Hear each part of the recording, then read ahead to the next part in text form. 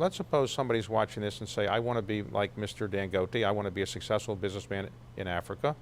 What are the attributes, or anywhere, what are the attributes that you think you have brought to the table which make you successful? Is it intelligence, hard work, persistence, all of those things? What would you say are the most important attributes? I think the most important one, number one, David, if you are going into any business, you must understand the business A to Z. You must know that business.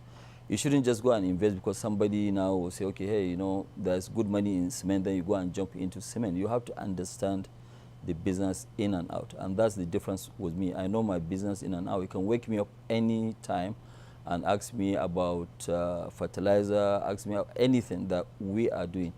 And the other one is really to work very hard, and you have to have the tenacity of continuing to, you have some hiccups here and there, but you have to be focused in terms of what you are doing. Now, I've known you for a while, and I never seem to get you to yell or scream, or you seem very low-key. You don't use the technique of yelling and screaming at people, or you're just very low-key and even-keeled. To what do you attribute that, or am I wrong? I think, no, you're not wrong. That's my nature. I'm very quiet, and I'm very, very calm. I get upset sometimes when people try to be, either to outsmart me, or I don't like people who will not tell me the truth. I always like people to look at me through, and tell me the truth. So are you investing any in the United States?